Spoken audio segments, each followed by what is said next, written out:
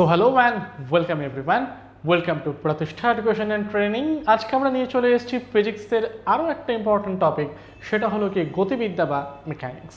ওকে, আচ্ছা, তো আমাদের প্রিভিয়াস ফিজিক্সের যতগুলো ক্লাস হয়েছে ইউনিট অ্যান্ড মেজারমেন্ট এবং তার সম্বন্ধিত, তো ফিজিক্সের ক্লাসগুলোর ডিটেলস জানতে এবং প্রত্যেকটা ক্লাস এক জায়গায় পেতে তোমরা আই বাটনটা ক্লিক করো। সেখানে আমাদের ফিজিক্সের প্লেলিস্ট দেওয়া এবং সেখানে ফিজিক্সের যতগুলো ভিডিও আমাদের এত অবধি আপলোড করা হয়েছে তোমরা কিন্তু প্রত্যেকটাই গিয়ে সেখানে অ্যাভেল করতে পারো। এছাড়াও এই ক্লাসের নোটসগুলো পেতে তোমরা নিচে দেওয়া লিঙ্কে অবশ্যই কিন্তু ক্লিক করে নিও। ওকে, তো চলো দেরি না করে স্টার্ট করা যাক আমাদের গতিবিদ্যা বা মেকানিক্সের পার্ট 1টা। আচ্ছা, এখান থেকে বেসিক্যালি আমরা কি পড়বো? এখান থেকে বেসিক্যালি আমরা বিভিন্ন ধরনের গতিকে পড়বো। আর সব থেকে ইম্পর্টেন্ট পয়েন্ট যেটা পড়বো সেটা হচ্ছে কি আমাদের গতিবিদ্যার অঙ্কগুলোকে পড়তে হবে। ক্লিয়ার হলো এভরিওয়ান? চলো নেক্সট আমরা চলে আসছি আজকের আমাদের প্রথম টপিক, যে স্থিতি কাকে বলে। তাহলে গতি পড়তে গেলে, গতি জানতে গেলে তার আগে আমার কার সম্বন্ধে জানতে হবে? স্থিতি সম্বন্ধে জানতে হবে। স্থিতি মানে কি জিনিস? স্থিতি মানে হলো আমাদের রেস্ট। ওকে, স্থিতি মানে হলো বেসিক্যালি আমাদের রেস্ট। তাহলে যদি কোনো অবজেক্ট বা যদি কোনো বস্তু সময়ের সাপেক্ষে যদি সে তার অবস্থানটাকে পরিবর্তন না করে, ধরো বললাম এটা হলো আমার একটা বোর্ড, এবারে আমি তোমার সাথে কথা বলতে ধরো সময় লাগালাম 3 সেকেন্ড। তার মানে এই যে আমি তোমার সাথে কথা বললাম, এই কথা বলা সময়ের মধ্যে কি বোর্ডটা তার পজিশনকে আমার চেঞ্জ করলো না। তার মানে সময়ের সাপেক্ষে বোর্ড তার অবস্থানটাকে আমার পরিবর্তন করলো না। তাহলে পদার্থের এই অবস্থাটাকে বেসিক্যালি আমরা কি বলে চলি? স্থিতি অথবা রেস্ট বলে চলি। কি বলছে? তাহলে সময়ের সাপেক্ষে যদি কোনো বস্তু তার অবস্থান পরিবর্তন না করে তাকেই বেসিক্যালি আমরা কি বলে চলবো? স্থিতি অথবা রেস্ট বলে চলবো। ওকে, যেরকম এখানে দেখতে পাচ্ছ বিড়ালটা রয়েছে, বিড়ালটা কি তার সময়ের সাপেক্ষে তার অবস্থানটাকে আমার কোনো রকমভাবে চেঞ্জ করছে না, একই জায়গায় সে আমার শুয়ে রয়েছে। তার মানে এটাকে বেসিক্যালি আমরা কি বলে চলবো? এটাকেই বেসিক্যালি আমরা রেস্ট বা স্থিতি বলে চলবো। তাহলে পরবর্তী পয়েন্টে আমরা চলে আসি। পরবর্তী পয়েন্ট আমায় কি বলছে? পরবর্তী পয়েন্ট আমায় বলছে হলো কি গতি পড়তে। ওকে, তাহলে গতি মানে কি জিনিস? গতি মানে হলো সময়ের সাপেক্ষে যদি কোনো বস্তু তার অবস্থানটাকে আমার পরিবর্তন করে। তার মানে ধরো আমি এখানে দাঁড়িয়ে রইলাম, 1 সেকেন্ড 2 সেকেন্ড 3 সেকেন্ড পর আমি কি করছি? আমার পজিশনটাকে চেঞ্জ করছি। তার মানে সময়ের সাপেক্ষে অবস্থান পরিবর্তন, এই ঘটনাটাকে বেসিক্যালি আমরা কি বলে চলবো? গতি অথবা মোশন বলে চলবো। দেখো এই লোকটা দৌড়ে যাচ্ছে, তার মানে সময়ের সাপেক্ষে সে তার অবস্থানটাকে পরিবর্তন করছে। তাহলে সে আমার কোন অবস্থায় আছে? গতীয় অবস্থায় আছে। উদাহরণ কি? চলন্ত বাস নিয়ে নাও, চলন্ত ট্রাম নিয়ে নাও, ট্রেন, স্টিমার, বিমান ইত্যাদি, তারা প্রত্যেকেই কিন্তু সময়ের সাপেক্ষে তাদের অবস্থানটাকে আমার পরিবর্তন করছে। তার জন্য এটাকে বেসিক্যালি আমরা কি বলে চলবো? আমরা গতি বা মোশন বলে চলবো। ওকে, আচ্ছা, নেক্সট পয়েন্টে যাওয়ার আগে প্রত্যেককে বলে দিতে চাই, যারা ওয়েস্ট বেঙ্গল গভর্নমেন্টের এক্সাম দেওয়ার লক্ষ্যে নেমেছো, that means West Bengal public service কমিশনের clerkship, miscellaneous, ICDS, food SI, এছাড়াও ওয়েস্ট বেঙ্গল পুলিশের কনস্টেবল, সাব ইন্সপেক্টর, কলকাতা পুলিশের কনস্টেবল, এছাড়াও West Bengal staff selection commission, panchayat, এই প্রত্যেকটা এক্সামের এক ছাতার তলায় যদি তোমরা প্রিপারেশন নিতে চাও, প্রত্যেকটা এক্সামের জন্য আলাদা আলাদা কোর্স না কিনে একটা মাত্র কোর্স কিনবো, আর এই একটা মাত্র কোর্স দিয়েই কিন্তু আমরা প্রত্যেকটা এক্সাম ক্লিয়ার করব। তাহলে সেই কোর্সটা কি? আমাদের প্রতিষ্ঠা এডুকেশনের তরফ থেকে বেঙ্গল কম্বাইন্ড অনলাইন, যেখানে সমস্ত রাজ্য সরকারি চাকরির পরীক্ষা এক জায়গায় একটা মাত্র আমাদের কোর্সের মধ্যে কিন্তু কমপ্লিট করানো হয়ে থাকে। কী পাবে তোমরা বেঙ্গল কম্বাইন্ড কোর্সের মধ্যে? তোমরা পেয়ে যাবে হলো স্টাডি ম্যাটেরিয়াল, লাইভ ক্লাস উইকে 4টে থেকে 5টা, এছাড়াও রেকর্ডেড ক্লাস পাবে, মক টেস্ট পাবে, টপিক ওয়াইজ টেস্ট পাবে, এছাড়াও কিন্তু 24/7 ফ্যাকাল্টি গাইডেন্স পাবে। আর এই পুরো কোর্সের ফি হলো কি অনলি 689, এক বছরের টোটাল প্রিপারেশন অনলি 689 রুপিসে। আর এই কোর্সের আরও ডিটেলস জানতে নিচে দেওয়া নাম্বারটায় কল করে নাও 9088890080-তে। ক্লিয়ার? চলো যাই তাহলে আমরা পরের পার্টে, সেটা হলো গতির প্রকারভেদটাকে আমরা পড়ে নিই। গতির প্রকারভেদ, তো দেখো বেসিক্যালি গতি আমার 3 ধরনের হয়: চলন গতি, ঘূর্ণন গতি, জটিল বা মিশ্র গতি। তাহলে গতি আমার ক ধরনের হলো? গতি 3 ধরনের হলো, চলন, ঘূর্ণন এবং জটিল বা মিশ্র। নেক্সট আমরা চলে আসি চলন গতি পড়তে। চলন গতি মানে কি? চলন গতি মানে যদি কোনো বস্তু একটি সরল রেখা বরাবর তার অবস্থানটাকে পরিবর্তন করে।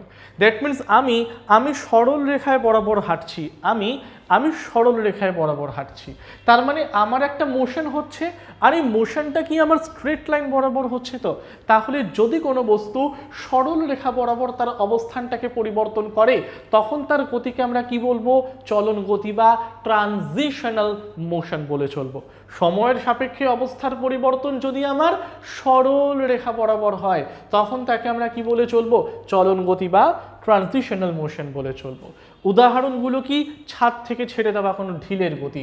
ধরো এটা হচ্ছে একটা ঢিল, এটাকে আমি ছাদ থেকে নিচে ফেললাম, তাহলে ঢিলটা একটা সরল রেখা অতিক্রম করে ওপর থেকে নিচে পড়লো না?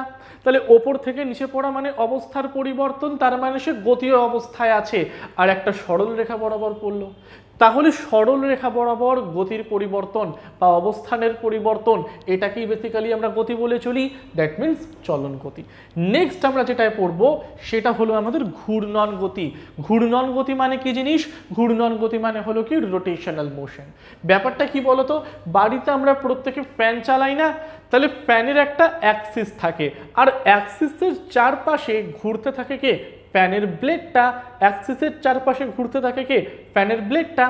তার মানে ফ্যানের ব্লেড আমার এখানে চক্রাকারে আবর্তিত হচ্ছে, অবস্থান পরিবর্তন করছে, এবং অবস্থান পরিবর্তনের পাশাপাশি সেটা চক্রাকারে অবস্থান পরিবর্তন করছে একটা অক্ষ বা অ্যাক্সিসের চারপাশে। তাহলে এই ধরনের গতিটাকে আমরা কি বলবো? এই ধরনের গতিটাকে আমরা বলবো কিন্তু ঘূর্ণন গতির উদাহরণ। তার মানে কি বলছে পয়েন্টটা? কোনো বস্তু যখন একটি নির্দিষ্ট বিন্দু বা অক্ষের চারিদিকে বৃত্তাকার পথে ঘোরে তখন তার গতিকে বলা হয় কি? ঘূর্ণন গতি বা রোটেশনাল মোশন। উদাহরণ কি? উদাহরণ হলো কি আমাদের পাখা। পরের ধাপে চলে আসছি আমরা জটিল বা মিশ্র গতি। পরের ধাপে আমরা চলে আসছি কি বলছে? জটিল বা মিশ্র গতি। চলন এবং ঘূর্ণনের সংমিশ্রণে যে গতির আমার সৃষ্টি হয়, চলন এবং ঘূর্ণনের সংমিশ্রণে যে গতির সৃষ্টি হয়ে থাকে তাকেই বলা হয় কি? জটিল বা মিশ্র গতি বা কম্পোজিট মোশন। ধরো তুমি গাড়িটাকে সামনের দিক বরাবর চালাচ্ছ, তার মানে গাড়িটা সামনের দিক বরাবর যাচ্ছে, অবস্থার পরিবর্তন করছে। তাহলে সময়ের সাপেক্ষে গাড়ি অবস্থার পরিবর্তন করলো, আর অবস্থার পরিবর্তনটা কিভাবে হলো? সামনের দিক বরাবর হলো, সরল রেখায় হলো। তাহলে গাড়িকে যখন আমি সামনের দিকে চালালাম তাহলে সেটা আমার কোন ধরনের গতি? চলন গতি হলো।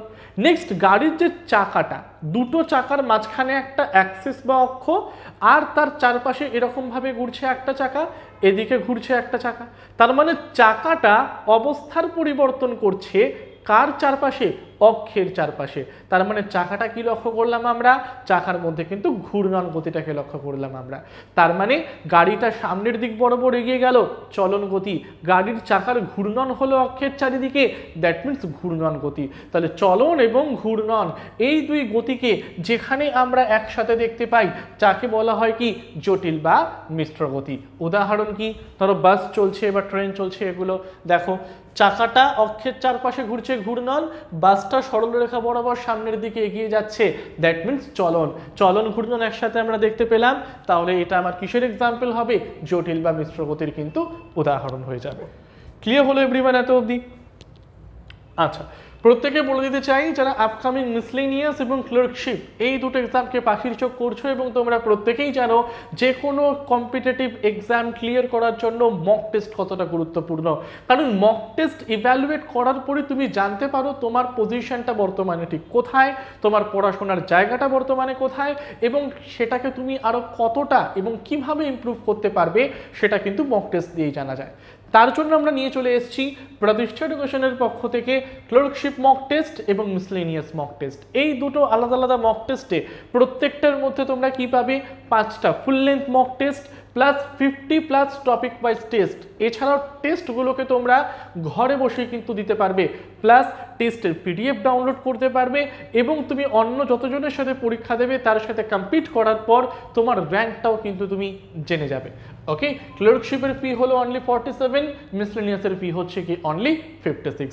আর যারা চাইছো ক্লার্কশিপ এবং মিসলেনিয়াস দুটোর জন্যই মক টেস্টটাকে অ্যাভেল করতে, তাহলে তারা কম্বাইন্ড মক টেস্ট নিতে পারো, যেখানে তোমরা 50 প্লাস টপিক ওয়াইজ টেস্ট, 15টা ফুল লেন্থ মক টেস্ট, প্রত্যেকটা টেস্টের পিডিএফ ডাউনলোড, প্রত্যেকটা টেস্ট তোমরা অনলাইনে দিতে পারবে, প্লাস তোমাদের র্যাঙ্কটাকেও কিন্তু জানতে পারবে। আর এই মক টেস্টের ডিটেলসগুলো জানতে নিচে দেওয়া নাম্বারটায় কল করে নাও প্রত্যেকে 9088890010-তে। ক্লিয়ার হলো এভরিওয়ান? চলো যাচ্ছি তাহলে আমাদের পরেরটায়, সেটা হচ্ছে কি স্মরণ। স্মরণ মানে কি জিনিস স্যার? স্মরণ মানে হলো আমাদের ডিসপ্লেসমেন্ট। কি ব্যাপারটা প্রত্যেককে বলে দিই আমি। ধরো বললাম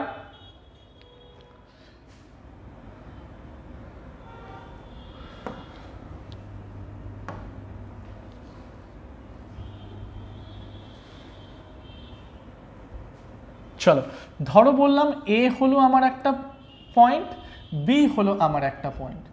ওকে, আমি বললাম এ পয়েন্ট থেকে বি পয়েন্টে গেলাম 5 কিলোমিটার পথ অতিক্রম করে, এ পয়েন্ট থেকে বি পয়েন্টে গেলাম 7 কিলোমিটার পথ অতিক্রম করে, আর এ পয়েন্ট থেকে বি পয়েন্টে গেলাম 15 কিলোমিটার পথ অতিক্রম করে। ওকে, তার মানে এ থেকে বিতে গেলাম 5 কিলোমিটার পথ অতিক্রম করে, এ থেকে বিতে গেলাম 7 কিলোমিটার পথ অতিক্রম করে, আর এ থেকে বিতে গেলাম আমি 15 কিলোমিটার পথ অতিক্রম করে। তার মানে স্মরণ কোনটা? প্রত্যেকটা তো স্যার আপনি ডিস্টেন্স বললেন, এ থেকে বিতে যাওয়ার ডিস্টেন্স 7 কিলোমিটার, 15 কিলোমিটার, 5 কিলোমিটার। আমি যেই পথটাকে চুজ করব, যেই পথ চুজ করে আমি হেঁটে হেঁটে এ থেকে বিতে যাব, সেইটাই হবে আমার কি ডিস্টেন্স। কিন্তু ডিসপ্লেসমেন্ট আমার চুজ বা আমার পছন্দ করার ওপর কিন্তু নির্ভর করবে না। ডিস্টেন্স যেরকম বা দূরত্ব যেরকম আমার পছন্দের উপর নির্ভর করে, ডিসপ্লেসমেন্ট কিন্তু আমার পছন্দের উপর নির্ভর করে না। ডিসপ্লেসমেন্ট আমাকে বলেই দেয় প্রারম্ভিক বিন্দু এবং অন্তিম বিন্দু, এই দুই বিন্দুর মধ্যে থাকা ক্ষুদ্রতম দূরত্ব। তাহলে প্রারম্ভিক বিন্দু কোনটা? এ। অন্তিম বিন্দু কোনটা? বি। তাহলে প্রারম্ভিক এবং অন্তিম বিন্দুর মধ্যে ক্ষুদ্রতম দূরত্ব কোনটা? 5, 7 না 15? ক্ষুদ্রতম দূরত্ব হচ্ছে 5। তাহলে এটাই হয়ে যাবে আমার কি? তার ডিসপ্লেসমেন্ট অথবা স্মরণ। এটাই তাহলে আমার কি হবে? এটাই তাহলে হয়ে যাবে তার ডিসপ্লেসমেন্ট অথবা স্মরণ। তার মানে কোনো গতিশীল বস্তু প্রারম্ভিক বিন্দু থেকে অন্তিম বিন্দুতে যেতে যে ন্যূনতম বা যে মিনিমাম ডিস্টেন্সটাকে আমার অতিক্রম করবে, তাকেই বেসিক্যালি আমরা কি বলবো? স্মরণ অথবা ডিসপ্লেসমেন্ট বলে চলবো। ওকে, স্মরণ অথবা ডিসপ্লেসমেন্ট বলে চলবো। এটি একটি ভেক্টর রাশি অবভিয়াসলি, কারণ এর মান তো আছে, মানের সাথে সাথে এর ম্যাগনিটিউডও আছে। বলে দিল না আমাকে শর্টেস্ট ডিস্টেন্স, ক্ষুদ্রতম দূরত্ব। ওকে, আচ্ছা, সিজিএস একক কি? সেন্টিমিটার। এসআই একক কি? এসআই একক হলো আমাদের মিটার। স্মরণের পরে যেটা আমার ইম্পর্টেন্ট সেটা হচ্ছে কি দ্রুতি। দ্রুতি মানে কি? একটা হয় দ্রুতি, একটা হয় বেগ। দ্রুতি মানে হচ্ছে কি স্পিড, যেটাকে আমরা বলি। দ্যাট মিনস একক সময় অতিক্রান্ত দূরত্ব, অর্থাৎ প্রতি 1 সেকেন্ডে আমরা যতটা দূরত্ব অতিক্রম করি, প্রতি 1 সেকেন্ডে আমরা যতটা দূরত্ব অতিক্রম করি তাকেই বেসিক্যালি বলা হয় কি? দ্রুতি অথবা স্পিড। ওকে, তাহলে তাকে আমরা কি বলবো? তাহলে দ্রুতি মানে কি পেলাম আমরা? দ্রুতি মানে আমরা পেলাম অতিক্রান্ত দূরত্ব, অতিক্রান্ত দূরত্ব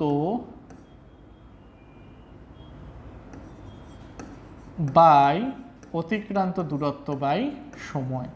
অর্থাৎ একক সময়ে আমি কতটা দূরত্বকে অতিক্রম করলাম এটা বোঝানোর জন্য আমার কাছে কি রয়েছে? দ্রুতি অথবা স্পিড রয়েছে। এটি একটি স্কেলার রাশি, কারণ অতিক্রান্ত দূরত্ব স্কেলার, সময়ও স্কেলার, তাই এ দুইয়ের ভাগফল যে আমার হবে সেটাও কি হবে? স্কেলার কোয়ান্টিটি হবে। সিজিএস একক কি? Centimetre second inverse. এসআই একক কি? Metre second inverse. দ্রুতির পরে যেটা আমার অতি ইম্পর্টেন্ট পয়েন্ট জানতে হবে সেটা হলো বেগ। বেগ মানে কি?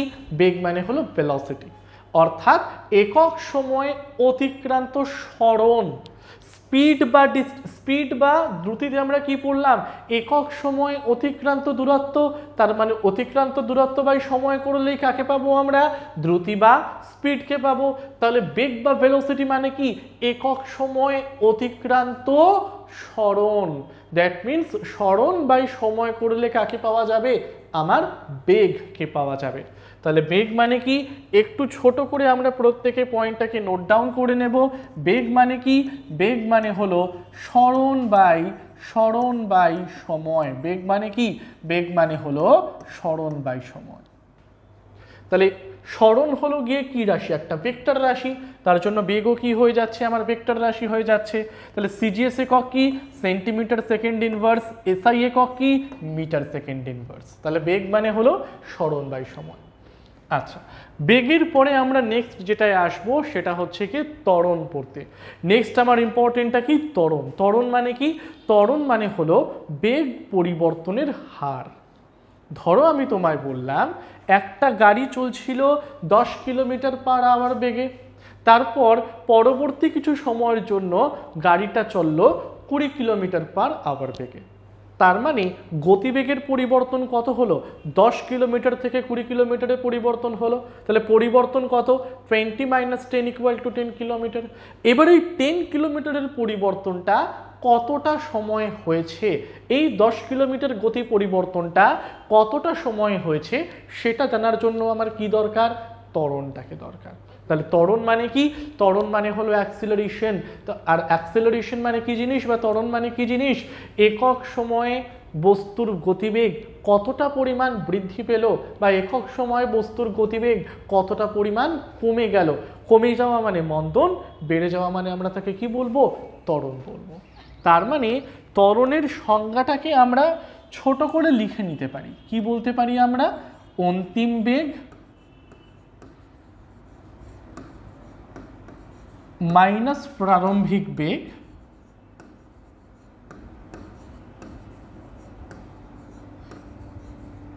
অন্তিম বেগ মাইনাস প্রারম্ভিক বেগ বাই সময়।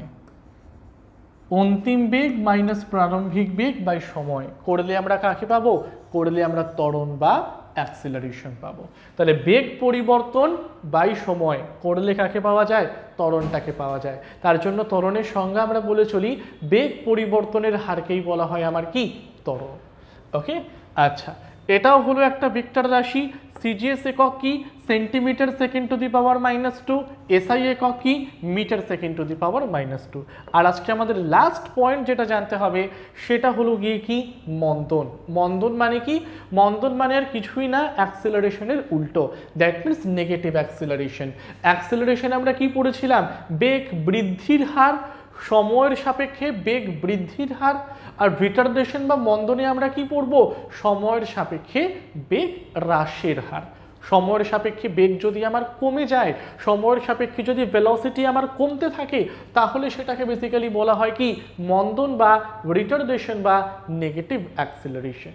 ওকে, এটাকে জাস্ট যদি আমরা একটু জিস্ট করে লিখে নিতে চাই তাহলে মন্দন কি হবে, মন্দন হবে প্রারম্ভিক বেগ মাইনাস অন্তিম বেগ বাই সময়। তাহলে প্রারম্ভিক বেগ মাইনাস অন্তিম বেগ করে সময় দিয়ে ডিভাইড করলে তাকে আমরা কি পাবো, মন্দনটাকে পাবো। তাহলে সময়ের সাপেক্ষে যে বেগটা আমার কমে গেল, সময়ের সাপেক্ষে বেগ হ্রাসটাকে বা বেগ হ্রাসের হারটাকে বেসিক্যালি আমরা কি বলবো, মন্দন বা রিটার্ডেশন বলবো। এটা একে ঋণাত্মক ত্বরণও বলতে পারি আমরা। এটি একটি ভেক্টর রাশি। সিজিএস একক কি, centimetre second to the power -2, SI একক কি, মিটার সেকেন্ড টু দি পাওয়ার -2। ওকে, আচ্ছা, তাহলে আমাদের গতীয় এবং গতিবিদ্যার প্রথম ক্লাসটা আজকে আমরা এখানেই রাখছি। ক্লাস শেষ করার আগে প্রত্যেককে বলে দিতে চাই, যারা free mock test, study material এছাড়াও আমাদের ক্লাস এবং কোন কোন ব্যাচ হচ্ছে তার ডিটেলস জানতে চাও, তাহলে তোমরা অবশ্যই গুগলে গিয়ে সার্চ করতে পারো www.pratishtha.co.in। এই পার্টিকুলার ওয়েবসাইটে গিয়ে রেজিস্ট্রেশন করলে তোমরা কিন্তু ফ্রিতে mock test, study material, videos এবং আমাদের ongoing live classes, online classes এবং অফলাইন ক্লাসেসের ডিটেলস কিন্তু তোমরা গিয়ে জানতে পারবে। এছাড়াও তোমরা প্লে স্টোর থেকে অ্যাপটাকে ডাউনলোড করে নিতে পারো, প্রতিষ্ঠা এডুকেশন অ্যান্ড ট্রেনিং, যেখানে গিয়েও লগ ইন করলে কিন্তু তোমরা এই প্রত্যেকটা ফ্যাসিলিটিকে অ্যাভেল করতে পারো। এছাড়াও আমাদের কোর্সের ডিটেলস জানতে, আরও ডিটেলস জানতে নিচে দেওয়া নাম্বারটায় কল করে নাও 9088890010-তে। তাহলে আজকে আমাদের গতিবিদ্যার পার্ট 1 এর ক্লাস এখানেই এন্ড করছি। Till then, thank you everyone.